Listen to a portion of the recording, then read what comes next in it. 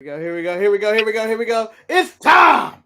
It's time. It's everything. Time. Throw up the V for the Vader. Not talking about Darth. We're talking Everything, about the man they call. everything else, everything Everything else, else, just throwing up the E's. everything else can. Welcome to Everything Else, where we cover everything else in the wrestling world except for AEW and WWE, which is a lie probably in its own right, because the first one we're going to talk about is Jeffro Nero Hardy. I wanted to get your thoughts on this whole situation of basically Jeff Hardy falling off the wagon again. What are your thoughts on that, Jamal? All right, so I heard Booker T's comments, and I kind of agree with him. You know what I'm saying? When it pertains to AEW is to blame for this. Nobody told us to be fucking like. I remember just thinking back of one of Jeff's first matches with like Darby Allin. These two fucking flying off of every fucking thing and killing it. I'm like, yo, Jeff, you're like fucking 50-something years old. What you doing? Stop. And then Sting wants to tag along. Oh, I want to jump into. I want to fucking leap off I'm of jumping buildings. through tables. You're old. Stop it. Do what Bushwhacker Luke does and just wrestle tag matches and leave it at that. Yeah, just be simple. Keep it simple. Just be very simple. You're old. Yeah, and the aspects of those death-defying matches, no one is paying for Jeff Hardy to jump off anything high anymore. Nobody's doing Jeff that. Hardy. You're paying just to see Jeff Hardy, to be honest.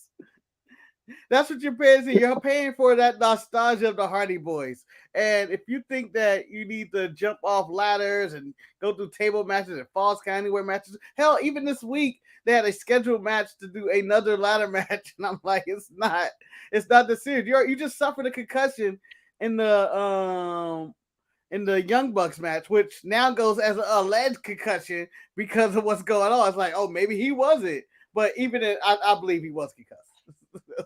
Man, look, them painkillers is something else. Axe Max Payne, okay? For those that don't know Max Payne, just go play that game back in the day, PS2, whatever the fuck. Bullet time. Painkillers are a fucking thing. Bullet time.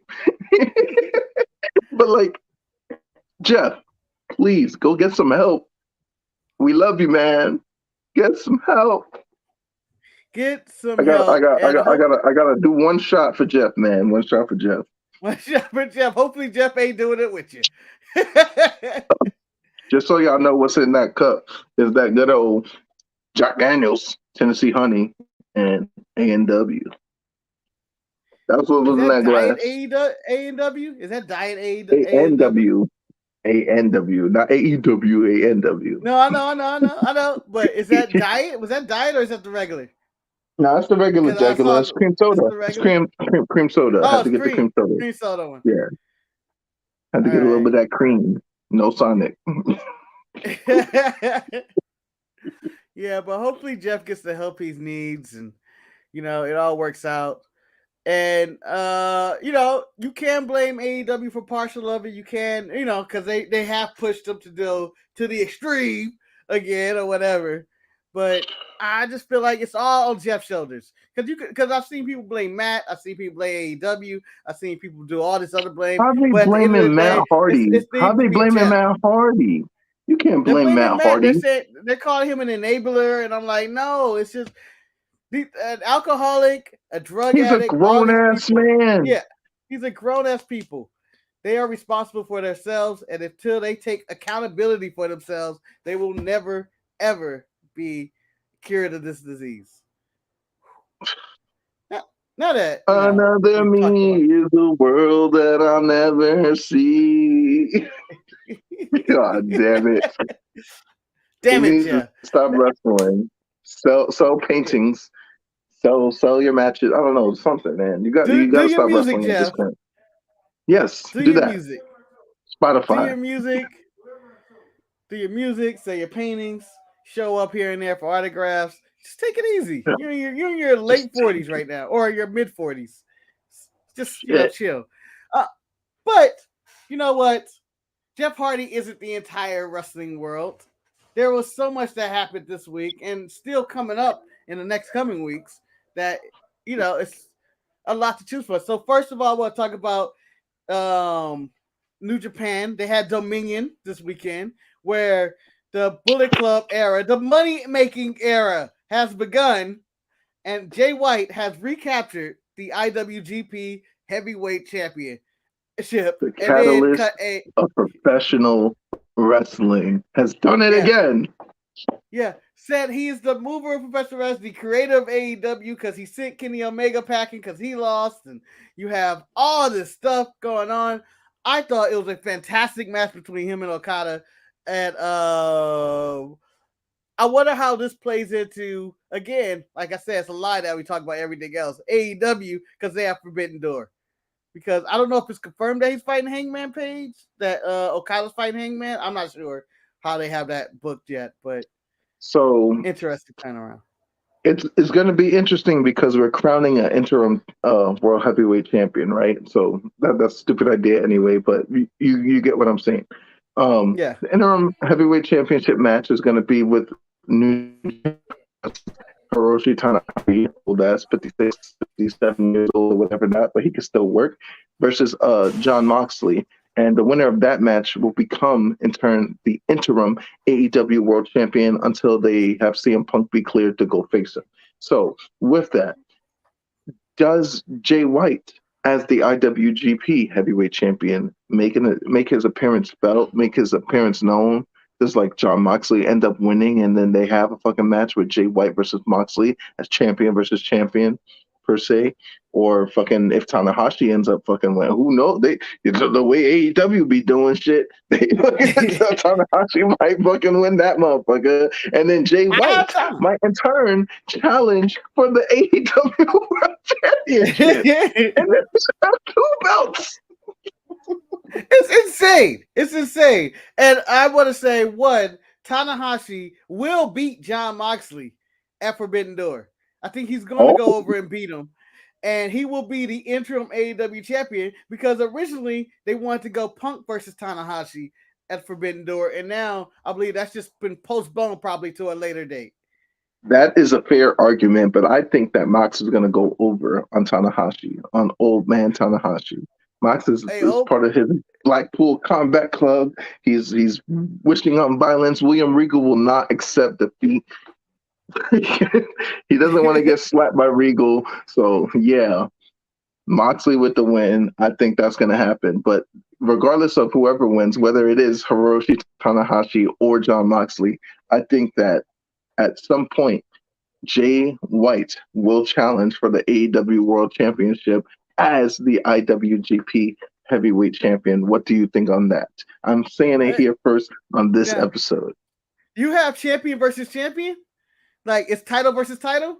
Or do you have it just as a match? I think it's just the AEW title, but I think that might be an incentive if Jay White does do that. So regardless of whoever wins, whether it is a Jon Moxley winning the AEW World Championship and then putting that New Japan IWGP Heavyweight Championship on the line, if Moxley wins, that's good for Moxley. That's good for wrestling. That's good for, that's just great.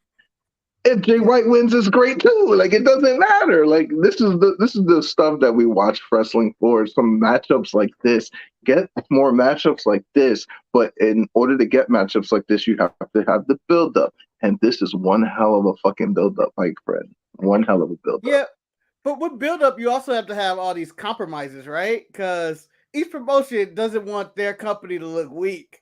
So if Tanahashi were to go in there and beat Jon Moxley and win that title, I don't know how AW or Tony Khan would see this is me arguing against myself somehow. But if you would go in there how would Tony Khan be like, I don't want AEW to look weak. We can't lose this battle to New Japan. Well, that's the thing. It's the interim. It's the interim champion. So he's the faux champion anyway. So even if a Jay White or a Jon Moxley or a Tanahashi ends up coming out with both of those belts, he's the full AEW champion until CM Punk comes back. Then you have the super fight.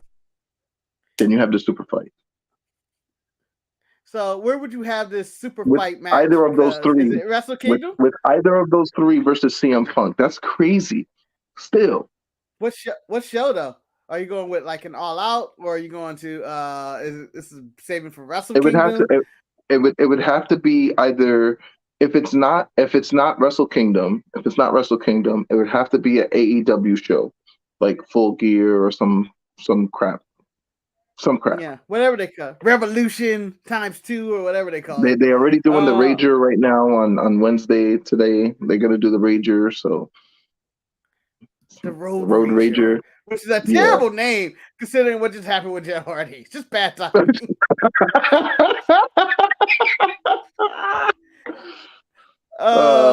This is Luchador says, in the comments. Okada versus Cole. Paige White, Mox Tanahashi, Zack Sabre Jr., Bryan Danielson. That's the one that has my eye the most. On the same show, Dominion, Zack Sabre Jr. called out Bryan Danielson. And so he said, let's figure out who the best technical wrestler in the world is. We all know that's Bryan Danielson. But I don't know, man. I think Zack Sabre Jr. Will give Bryan a run for his money, technical wise. He's the fucking magician wizard, submission wizard for a reason. Like, that man, I've seen him, like, and this is big dudes. I'm not just talking about small, like, he's wrestling big ass dudes and tapping them out, putting them into submission, making that they're not coming back type stuff. And it's out. You know what I'm saying? And I'm just like, damn, how does this grown slinky just beat everybody tapping them out? It's incredible to see. I think Zack Sabre Jr. is one of the smoothest and one of the best technical wrestlers in the world. And I think him and Bryan Danielson are going to have I think it's a show stealer. I think that I know they have this build up for Tanahashi and Mox, and even let's say if they go Cole or Okada or Paige or Okada, I don't think it has anything on this match. I think this will be the best match on the card, hands down. And I want you to explain to elaborate on something else, because this was also a news story. Some of the AEW guys won't be able to wrestle at Forbidden Door due to their AAA contract and the dealings with CMLL. How do you feel about that? Shame, what is the technique? What is the thing behind it? Because FTR is technically the AAA champion, but I believe they're going to wrestle at Forbidden Door. Yes. So the thing about it is that CMLL and AAA deadass don't like each other. Like, they're rival companies. They're the equivalent of WWF, WCW. They hate each other. This is like Monday Night Wars, but this war has been going on for like 50 years, like 50 plus years or whatever. Not for those that don't watch fucking CMLL, they're watching AAA and vice versa. And Mexico is a big ass place. Yeah, Mexico is a huge place. So, and the problem is that there are two mega companies. Like, it's not like the equivalent of New Japan versus N.W.A. Everybody knows N.W.A. is the smaller company. It's not like AEW, WWE. Everybody knows AEW, as good as it is. It's the smaller company. Everybody knows that. There's a distinction. In Mexico, They don't have that problem. Each company is just as big as the other one. So, it's very difficult. Los Ingobernables, the faction as a whole, like, I'm talking every iteration of Los Ingobernables came from CMLL. So everybody that you see, like Naito, Andrade, Dragon Lee, Dragolisto, Mystico, all them people, CMLL all the way. That's Los Ingobernables is a birth child of them. AAA is just a subsidiary of them. You see what I'm saying? Mm-hmm. And then, like, if you think of AAA, you're talking the old guard, because AAA is older than CMLL. So the old guard would be like LA Park, Blue Demon, Conan, Mysterio, like, the old guard, basically. Cybernetico, all those people, Psycho Clown, they have homegrown stars. CMLL, what they do, they take all the excursion and all the other stars that can't wrestle anywhere else, and then they go to fucking Mexico to wrestle. That's CMLL. Fucking AAA, they take homegrown stars and start building them from the ground up. as you see with Heel Del Viking. He's on the up and coming and thing. Psycho Clown built his name that way. Cybernetico did the same thing. Conan, Ray, everybody, every Mexican luchador, every luchador has built their name, homegrown talent. So with that, as Andrade is a loyal person, he is sticking with his CMLL type deal. And even though he's wrestled for AAA, he's not like, he's not stupid. He's a businessman. He's gonna wrestle. But as opposed to the contractual obligations, it's not gonna cut the mustard. And it's all stupid ass bullshit just because people can't agree to, like you were saying, they don't want the other company looking weak on their other shows and stuff like that. So yeah, it's really upsetting because there's a lot of matchups that I really wanted to see. And I say this horribly. I can't say it like as good as you. Los Ingobernables. I don't like saying it like that. Los Ingobernables. Los Ingobernables. Los Ingobernables. You can actually see them actually fully form at Forbidden Door if you wanted to. Like, not fully, but still get a good, like, maybe 6-man, 8-man tag if we could. And we have Naito and Andrade teaming together and Rush and all these back. Yeah. Like, you could have did this, and now you can't because of this whole situation. We have more to talk about. It's so much. Juice Robinson is no longer your United States champion. He was stripped of the title. They had a match between Will Ospreay and I'm blanking out. Who did he fight for the U.S. title right now? Sonata, returning Sonata. Cole himself, Sonata. And they fought for United States. Will Ospreay won in that match. But he does not get the belt. Yeah. So I was confused. I was confused because I don't understand the situation of why Juice was stripped. Does anybody know? Can anybody tell me? The professor does not know. Well, he was injured with a he had like some type of infection. I forget. So it was an injury. So it was an injury that caused him to be stripped of the belt. That makes sense. And then adding the returning Sonata, who was stripped of the belt anyway, that makes sense too. But awarding Will Ospreay with the belt, that also makes sense. So kudos to New Japan for doing the correct things on all fronts. I'm going to give a round of applause for New Japan. Good booking. You got an A. Good booking. You got an A. You get an A for getting the title to the right person. So that title was probably going to Forbidden Door as well. Who was your opponent for Will Ospreay? And also, on a side note, on the Saturday show, Manny and Eric ripped Will Ospreay, they kind of ripped AEW for not really highlighting. I don't know if you saw that episode of Rampage.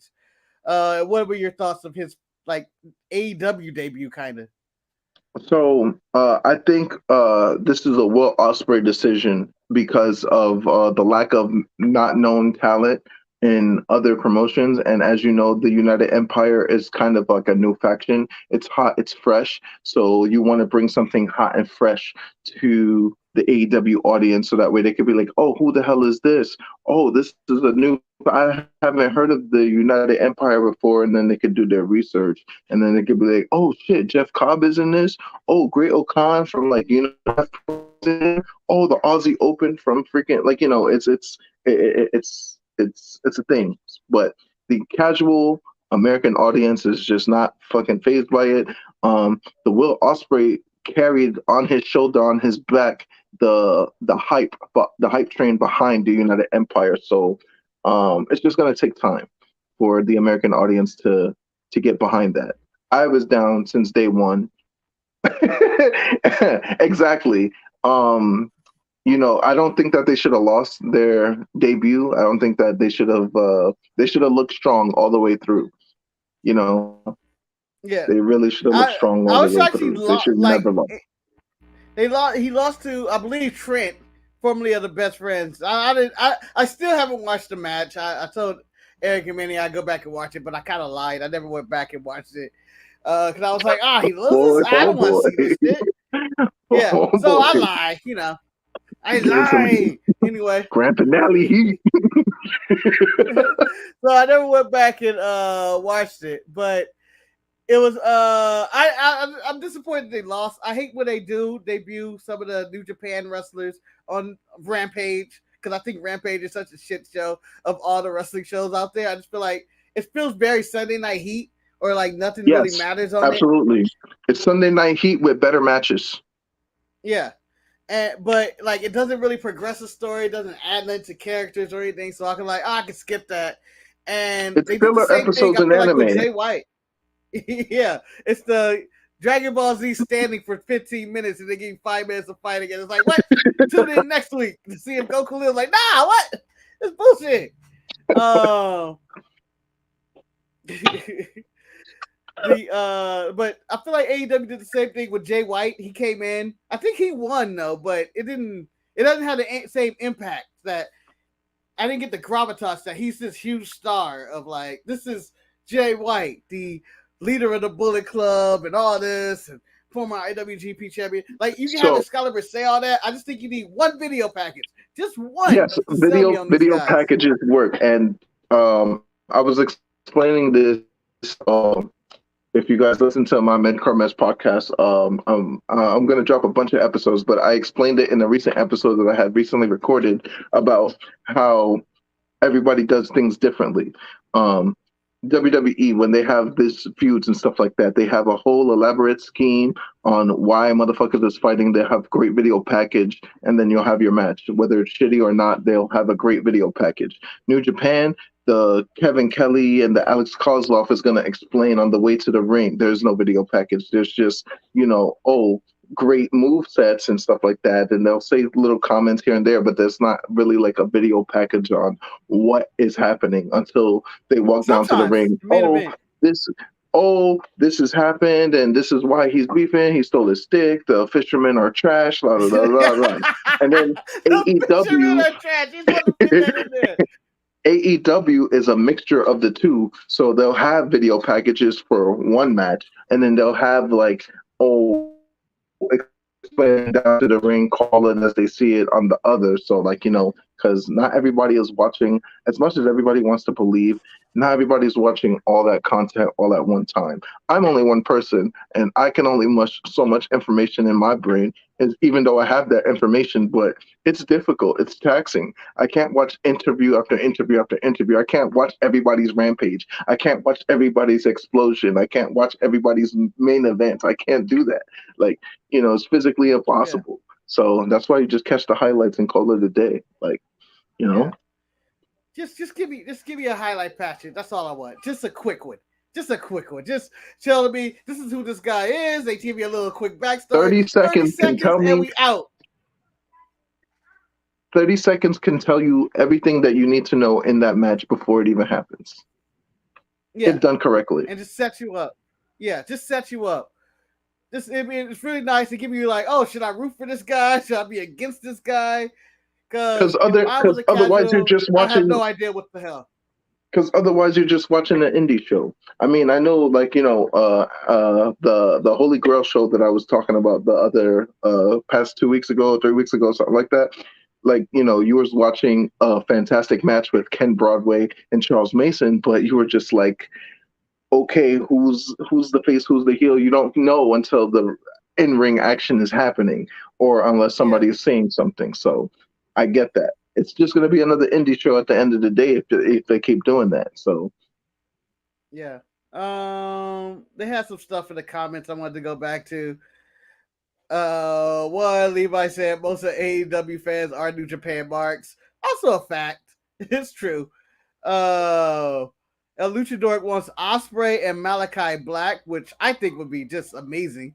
That'd be a really good match, but I doubt if it happens. I think if Malachi's having a match, it's going to be with House of Black, maybe again, and some other faction. Start a feud with the House of Black and the United Empire, and then see what happens. Even though the House of Black is very small, but that goes to building new factions and stuff like that.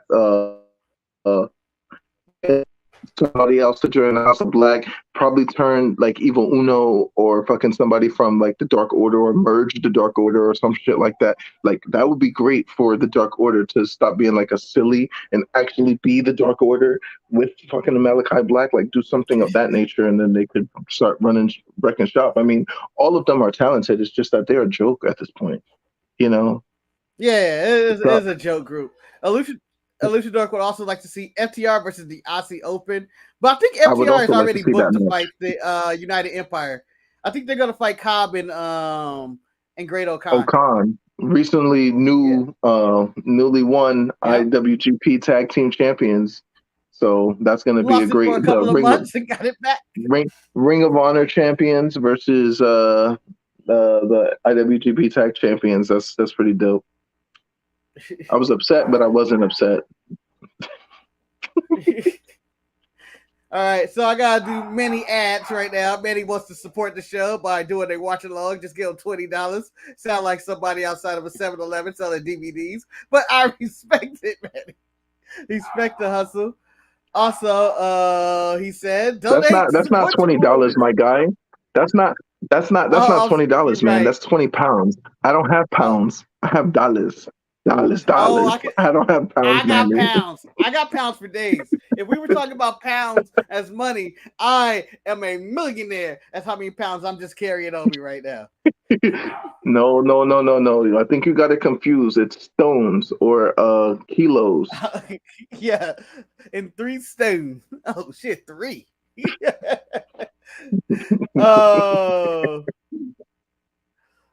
What else? So there's a lot to happen, a lot to talk about with that one. Oh, did you see Always Ready? I watched Always Ready, and we have a new champion. For two-time. The new, more edgy Trevor Murdoch, who is against the fans, is now the AEW or the N.W.A. champion, who won in a fatal 4-way featuring Samuel Shaw. Samuel Shaw making his return. Formerly is Dexter Lumis. Nick Aldis. Thomas Latimer. And yesterday on the show, it was a pre-show match.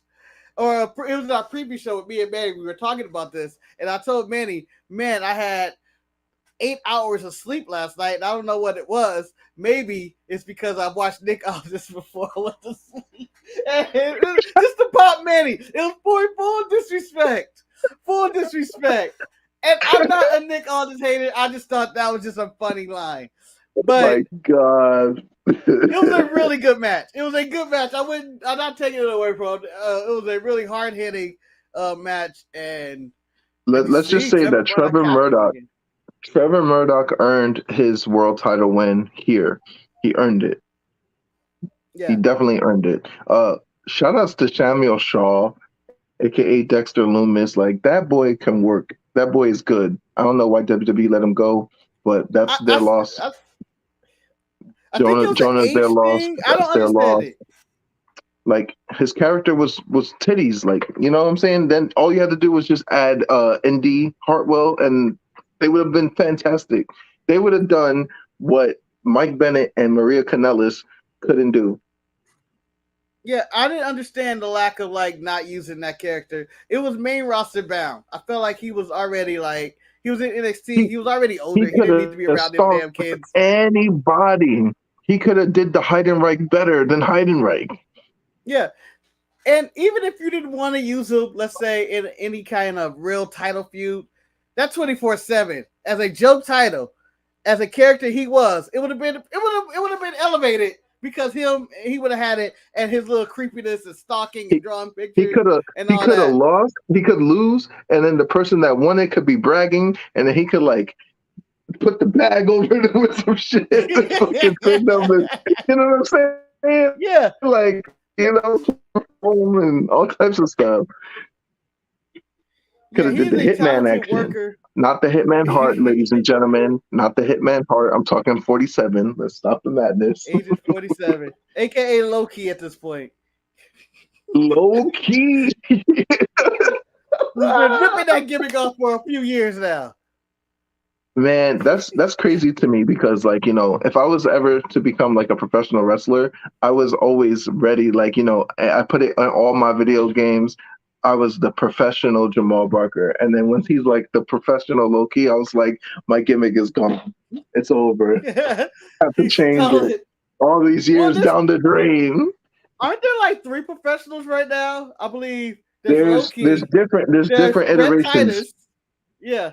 There's different iterations.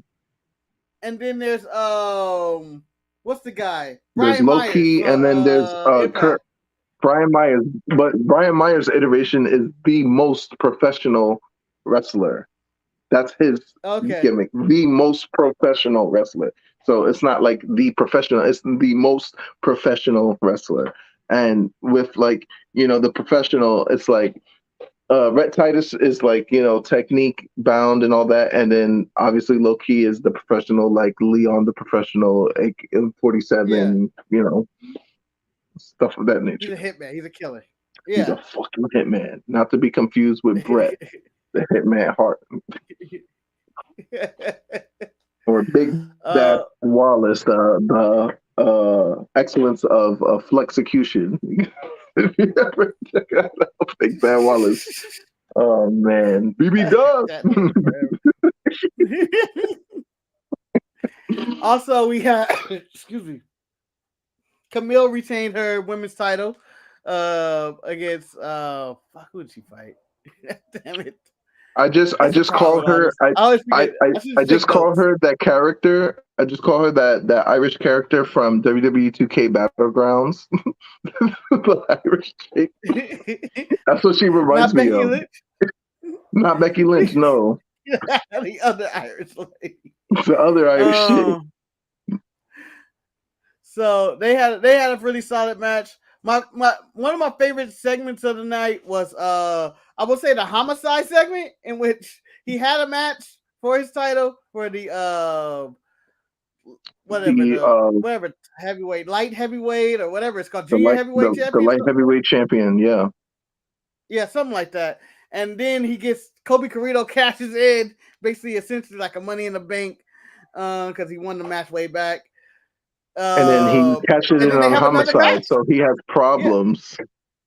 Yeah. They got problems now. Their old school family rival, and I was like, damn, homicide did a double match basically on this show, and it was just really good. And I think he's been, to me, the sleeper of N.W.A. I don't know what it is about N.W.A. homicide lately. He just seems to be like in a different gear. Like he seems motivated or something.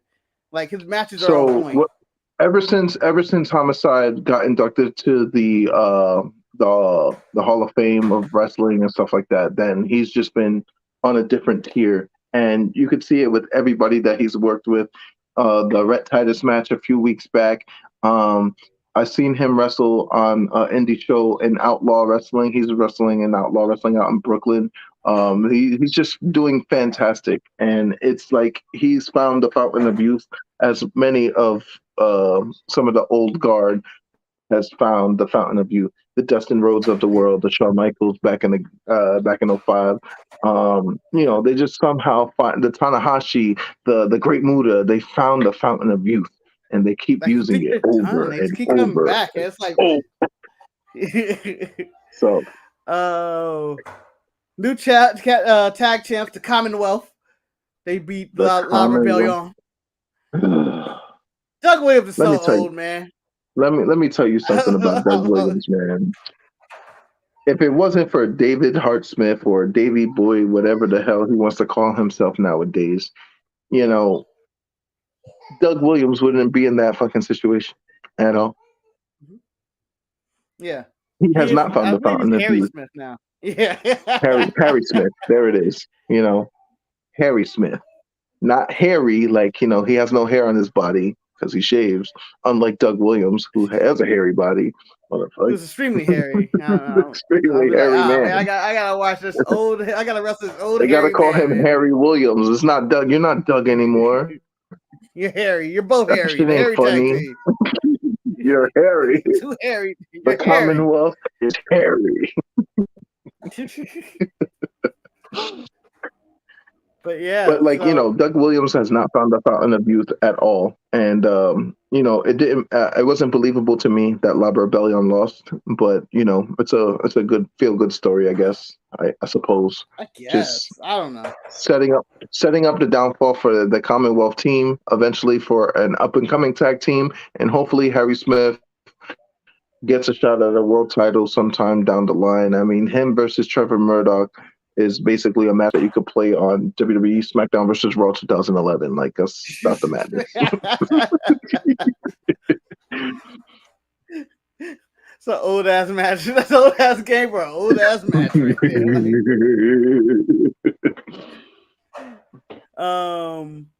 Was there anything else that popped your attention this week? Because I think we kind of covered almost everything. Because I think there's a lot going on everywhere. So I know that it's not everything else. So this is more of NXT related. Fabian Aichner or Giovanni Vinci. What the fuck, bro? What is that? That's why he's not in Imperium. I'm okay with him being on his own. I'm okay with him being on his own and not in Imperium. I've always liked Aichner or Giovanni, Vinny Vinci, wherever he's going by, whatever's going on with that. I didn't have a problem with it. I think his in-ring was still good. And I think they're still working out the kinks. I didn't like the pictures in the entrance, like the freeze frame. And I was like, it just looks weird. But I'm still okay with him being by ridiculous. It's ridiculous. Aside from that, Tony 2 times whatever the hell got released from WWE. Yeah, he got fucking released. Yeah, he's done for breaking policy issues. I believe he's coming back in a year. I don't know what he did, but he's still gonna be on TV for like the next 2 weeks due to these being taped shows. Yeah, it's just craziness. And then obviously the Jeff Hardy thing. I gotta take another shot for that, man. Hold up. Oh, Jeff. Take another shot. I think I took like 3 shots on this show. Nice.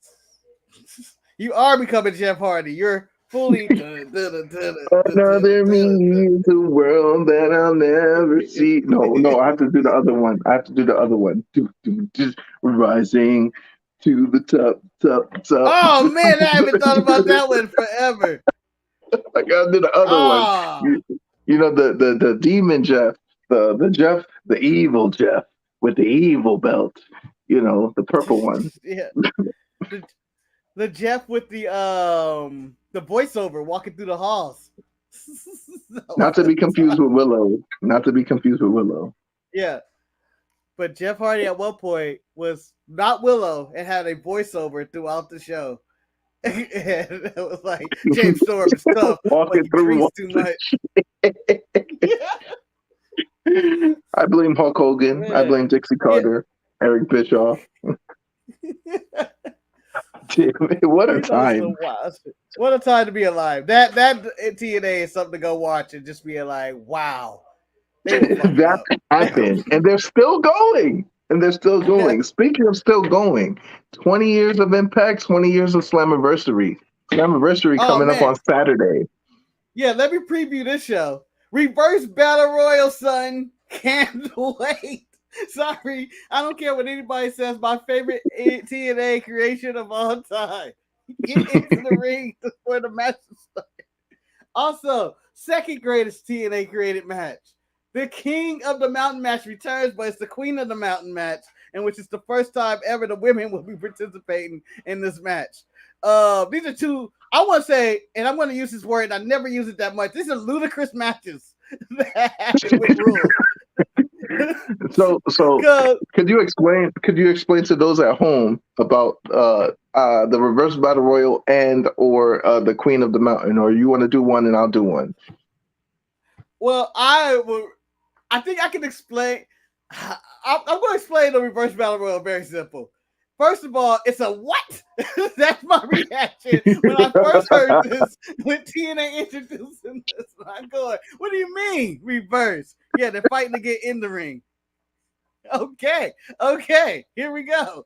And then I think after they get in the ring, they have the people who, it's like 10 people that can get in or something, and then they have a real battle royal, and then the last 2 people fight in a regular match. I believe that's the way it worked originally, and that is as convoluted as a match I've never heard of in my life. Imagine like the whole backstage fighting just to get into the ring. You get 10 niggas in the ring. Then you go do an actual battle royal, toss them motherfuckers over, and then the last 2 have to wrestle a match. That boy, Jesus Christ. False submission disqualification. All right, now you can explain. But like, what's the stipulation? What's the what is the stipulation for them to what's up?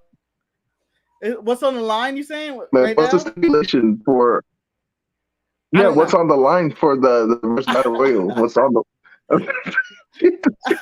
we're just doing it just to do it? I think they're good at thinking everybody on the show. Just do it. I think 20 years we're gonna throw all the matches. Yeah, because they're having a Monster Ball match with Sami Callihan and Moose. Which the Monster Ball match, for those who don't know.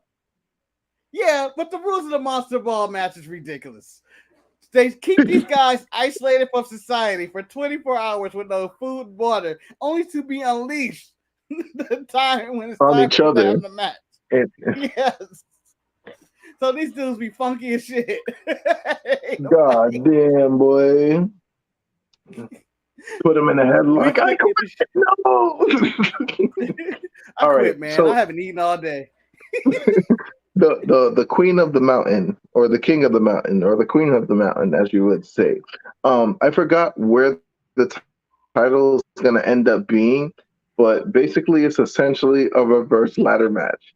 And it's like instead of like the Money in the Bank, it's going to be the actual title, and whoever hangs the title up, they have to climb the ladder with the title and hang the title up, and then whoever hangs the title up is the champion. So, yeah. We're not climbing up the ladder to get the belt. We're climbing to put the belt up there, and then they win. I never understood. Like, and then you have to qualify, right? You have to get pinfalls. Yeah, you have to qualify for that. These matches. There. And then when you get pinned, you end up into the penalty box, right? Yes. Yes, absolutely. I think you're in there for like 3 minutes. So only those that qualify like have to go get that belt, could get the belt, and then freaking climb up there and stuff like that. But still, the match is going on. So, like, say you didn't qualify, you could still knock that motherfucker off the ladder and whatever not, or whatever you're trying to do. It's crazy. Yeah. But I'm glad that they're incorporating. I'm glad that they're incorporating women and doing all these crazy, wacky, whacked out matches that they haven't done in the past, like a females X Division match and stuff like that. Yeah, I respect the hustle of the 20 years. We're throwing all our shit at it. We're giving you the 20-year history of TNA / Impact Wrestling with the good, the bad, the ugly type of matches, because these aren't the best, because they're having every type. They're having Ultimate X, they're having Monsters Ball, they're having King / Queen of the Mountain, and they have the reverse battle royal. And I'm like, you know what? Embrace your history. That's someone embracing their past. Like right there. Of just like, man, this is some of the worst stuff ever. But you know what? The talent today, maybe they'll make it all work.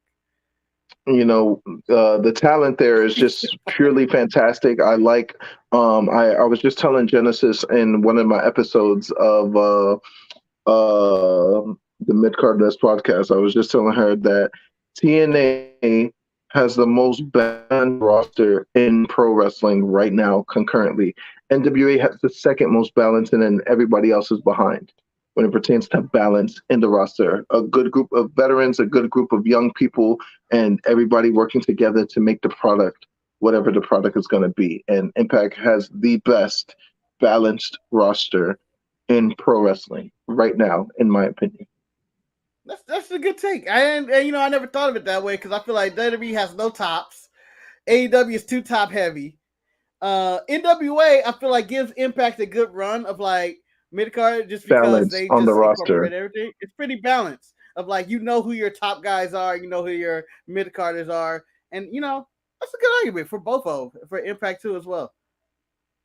Well done. I never thought about the balance of the roster. I knew how unbalanced some rosters are, but I didn't think about who was the most balanced. You don't stay around 20 years and trying to get killed and change your name and different owl companies and GFWs and all this other stuff and still make it. Yeah. And still end up having some of the greatest wrestlers of all time walk through your doors as alumni. So that's a great thing to see that Impact is still going strong and they're going to get stronger. Yeah. There was moments when I was like, just kill it off. It was just the Pop TV era when I was like, man, you guys are just dragging on. You're not on TV. You lost AJ and Joe, and you lost Christopher Daniels. You lost all their legacy guys. And it was just like, why is this still happening? But somehow they've managed to bounce back. It is the cockroach of wrestling promotions, as if they will not die. Not in a bad way, just they will not die. They're on their Matt Hardy "I will not die" gimmick. They took it and ran with it, and they won't die. Matt Hardy and all the bad gimmicks, all the Hardys. Oh God, the tragedy. All the Hardys. Back. It all goes full circle. Jeff Hardy, stop, please. Jeff Hardy, get some help. Stop, Jeff. Get some help. Get some help. Yeah, so, for those that don't know, I'm about to drop like 4 or 5 episodes after this on fucking SoundCloud and Facebook. The Vidcard Mess podcast. I have Love in Wrestling, and I have Wrestling Politics. I also have the concurrent episode of the Midcard Mess talking about the news of the week. I discussed Dominion and other things that's happening with the WWE and the Roman Reigns and Tribal Chief. You can also peep that out on the Sharpshooters Network as you see the shows, the Manny Untitled, the Marcus and Manny Untitled show, the Sharpshooters podcast on Saturday, Raw's Retro. Not so much like new stuff, but old stuff. You could go peep that out with Mr. Ross Bell and Manny I, and then everything else obviously here with us. So yeah. Check it out. The channel is it's something for everybody here. Something for everybody. And to really check out Jemal's podcast. The In Love and Wrestling podcast just sounds like a VH1 show that needs to happen. Total Divas is not on air right now. I feel like VH1 can swoop in there and get In Love and Wrestling. You can get some, you can get your Grissom and Grace relationship. Or you can get some of the rockier relationships in there. Maybe even throw some Hardys in there just to make things back. Well, the Hardys are definitely mentioned because Jeff Hardy isn't with a female wrestler, he's with just some chick, and then Matt Hardy is with Rebby, and obviously the relationship with Lita, Edge and Beth, and then the catalyst of that love triangle and how it all turned out.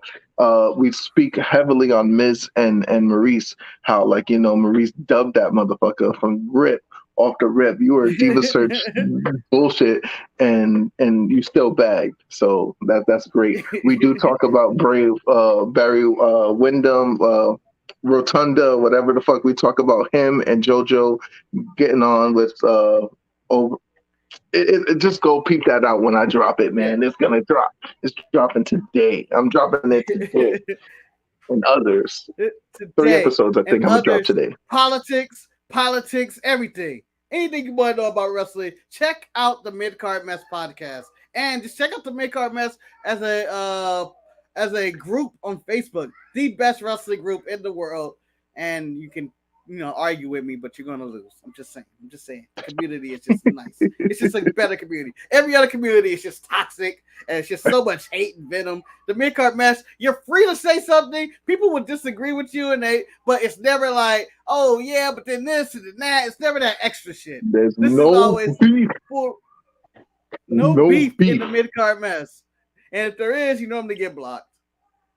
Oh, by the way, congratulations on one thing. Aaron Stevens had his last match, and I believe he's facing Nate Valentine with him. So they are out of the N.W.A, I believe. I think Nate Valentine's going. You won one. You get one. Thank you.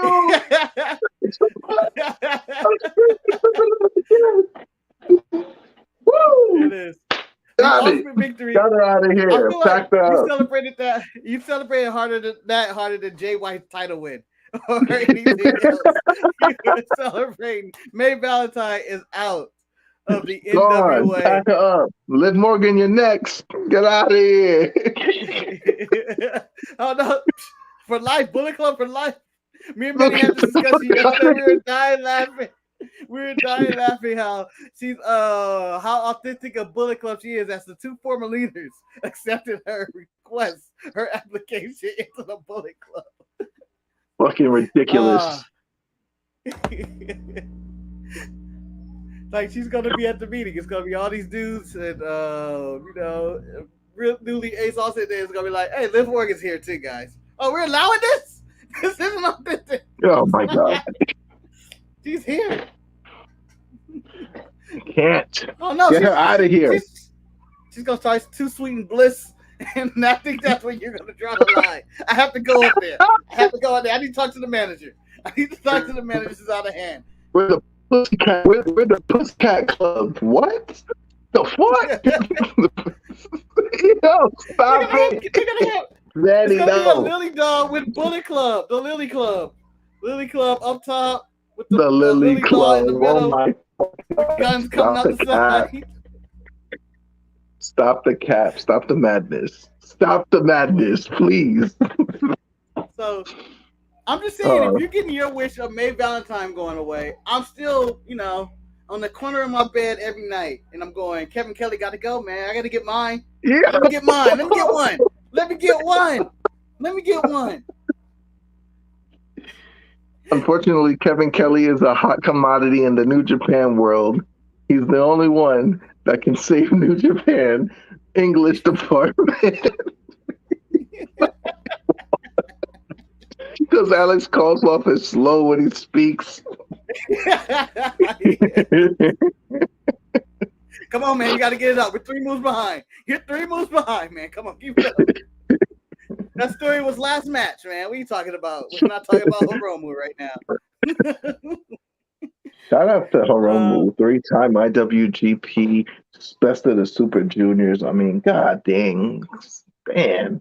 I believe he fights Ishimori this week, right? I believe so. Oh, whoa, pause. Before we go, we got 9 minutes left. The G1 was announced. announced. Yeah. And they had more participants than ever this year.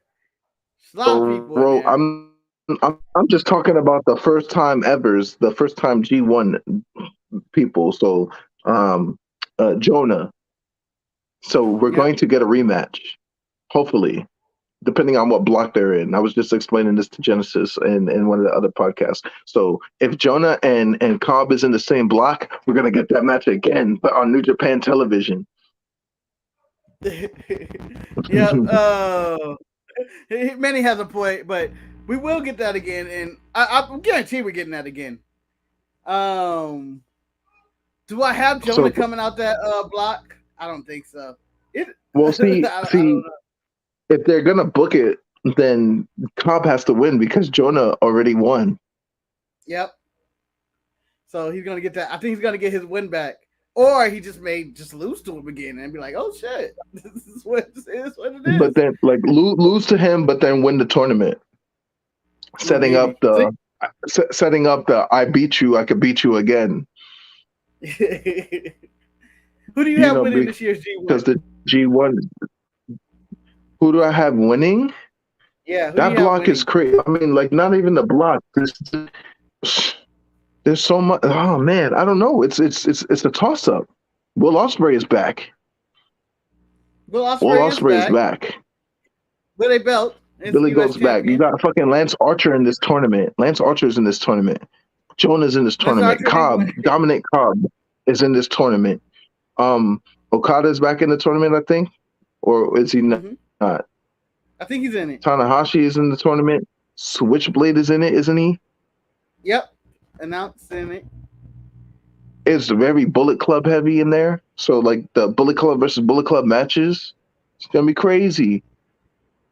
What happens? I have Shingo winning the tournament. The G1 you have Shingo Takagi with the whole shebang? The Dragon winning the whole shebang this year. Los Ingobernables de Japón's Dragon. Yo, El Phantasmo is in this bitch. He's in it, but he ain't winning. I love El Phantasmo, but he never wins. He's never gonna win. They need to give him his moment to shine. He ain't winning G1. I'm just thinking of the potential. Yo, the potential matchups that's gonna happen here. I don't know why Taichi's in here. Yoshihashi's in this tournament again. Get him the fuck up out of here.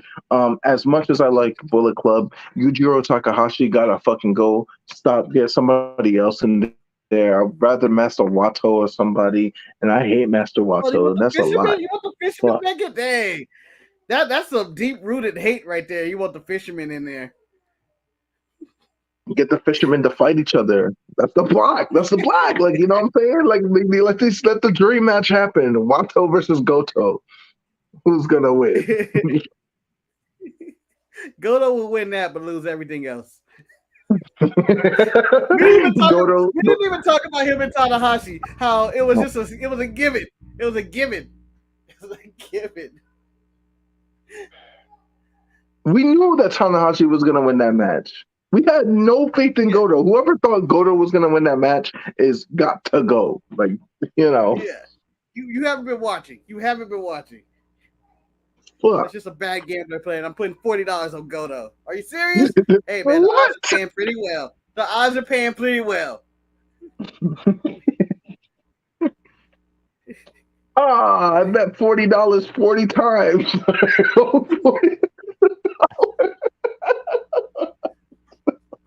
Terrible. All right, but that concludes ETE. Again, if you want to follow everything we've talked about, go check it out and leave your comments below what you think about the G1, Jeff Hardy, Dominion, Always Ready.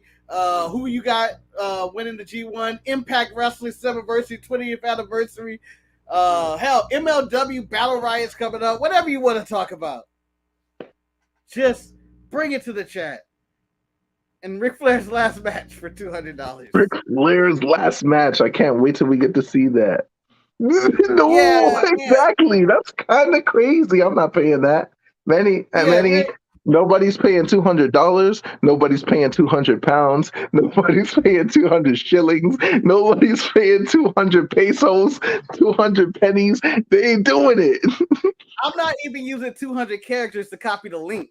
If it's more than 200 characters to copy the link, I'm not even going to that. Rick, I'm sorry. Damn. Your last match is against Shawn Michaels. I don't care what you did in Impact. I don't care what you do with Jerry Lawler in the Indies or Hogan. Or I don't care what you're about to do right now. Nah, you done, man. It's over. Don't want to see it. I'm sorry.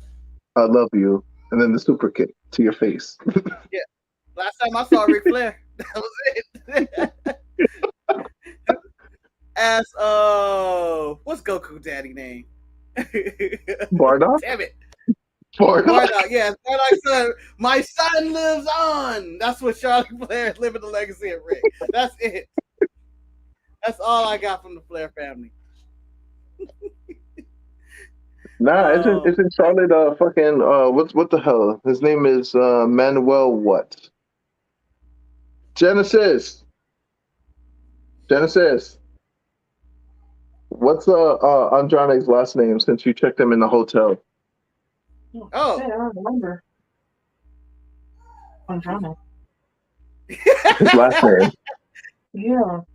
His name is Manuel Andrade. Yeah, that's his name. So basically, Charlotte is named now Ashley Andrade. Yeah. Yeah, that's his name. Like, that's his last name. I hope her middle name is with an A as well, so she can be AAA. She is AAA. I don't know. She's double A right now. She in Art Anderson status right now. Oh, thank you. I appreciate it, babe. All right. That concludes the show. I think we've covered everything now that we know Charlotte's last name is Andrade. Officially. We're gonna start calling her Charlotte AA Flair. No, because it's her middle name. Because you checked her in too. What's her middle name? It doesn't pop up middle name. It's first name and last name. God. I don't know. We gotta. I think it's Marie, so I don't think so. Oh, AMA. That could be a word. Charlotte AA Flair. A double. You're awesome, Harry. We learned something today.